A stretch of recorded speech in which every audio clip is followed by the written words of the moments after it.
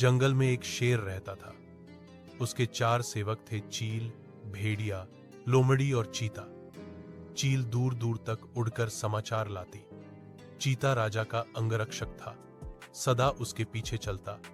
लोमड़ी शेर की सेक्रेटरी थी। भेड़िया गृहमंत्री था। उनका असली काम तो शेर की चापलूसी करना था। इस काम में चारों माहिर थे, इसलिए जंगल के दूसरे जानवर उन्हें चापलूस मंडली कहकर पुकारते थे। शेर शिकार करता, जितना खा सकता वह खाकर बाकी अपने सेवकों के लिए छोड़ जाया करता था। उससे मजे में चारों का पेट भर जाता। एक दिन चील ने आकर चापलूस मंडली को सूचना दी, भाइयों, सड़क के किनारे एक ऊंट बैठा है। भेड़िया चौंका, ऊंट किसी काफिले से बिछुड़ गया होगा। चीते ने जीभ चटकाई, हम शेर को उसका शिकार करने को राजी कर लें तो कई दिन दावत उड़ा सकते हैं। लोमड़ी ने घोषणा की, यह मेरा काम रहा। लोमड़ी शेर राजा के पास गई और अपनी जुबान में मिठास घोलकर बोली, महाराज, दूत ने खबर दी है कि एक ऊंट सड़क किनारे बैठा है। मैंने सुना है कि मनुष्य के पाले जानवर का मांस का स्वाद ही कुछ और होता है। बिल्कुल राजा, महाराजाओं के काबिल। आप आज्ञा दें तो आपके शिकार का ऐलान कर दूं। शेर लोमड़ी की मीठी बातों में आ गया और चापलूस मंडली के साथ चील द्वारा बताई जगह जा पहुंचा। वहां एक कमजोर सा ऊंट सड़क किनारे निढाल बैठा था। उसकी आंखें पीली पड़ चुकी थीं। उसकी हालत देखकर शेर ने पूछा, क्यों भाई, तुम्हारी यह हालात कैसे हुई? ऊंट कराहता हुआ बोला, जंगल के राजा, आपको नहीं पता इंसान कितना निर्दयी होता है। मैं एक ऊंटों के काफिले में एक व्यापार माल ढो रहा था। रास्ते में मैं बीमार पड़ गया। माल ढोने लायक नहीं, उसने मुझे यहां मरने के लिए छोड़ दिया। आप ही मेरा शिकार कर मुझे मुक्ति दीजिए। ऊंट की कहानी सुनकर शेर को दुख हुआ। अचानक उसके दिल में राजाओं जैसी उदारता दिखाने की जोरदार इच्छा हुई। शेर ने कहा, ऊंट, तुम्हें कोई जंगली जानवर नहीं मारेगा। मैं तुम्हें अभय देता हूं। तुम हमारे साथ चलोगे और उसके बाद हमारे साथ ही रहोगे। चापलूस मंडली के चेहरे लटक गए। भेड़िया फुसफुसाया, ठीक है, हम बाद में इसे मरवाने की कोई तरकीब निकाल लेंगे। फिलहाल शेर का आदेश मानने में ही भलाई है। इस प्रकार ऊंट उनके साथ जंगल में आया।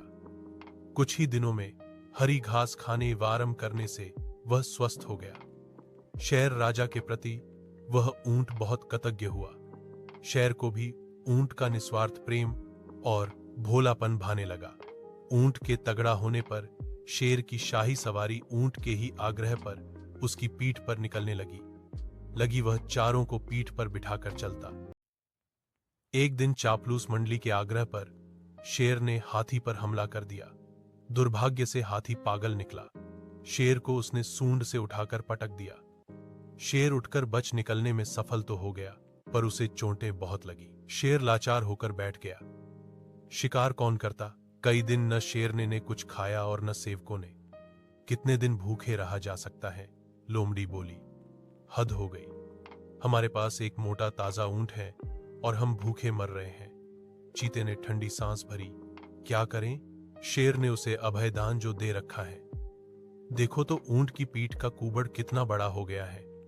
चर्बी ही चर्बी भरी है इसमें। भेड़िए के मुंह से लार टपकने लगी। ऊंट को मरवाने का यही मौका है।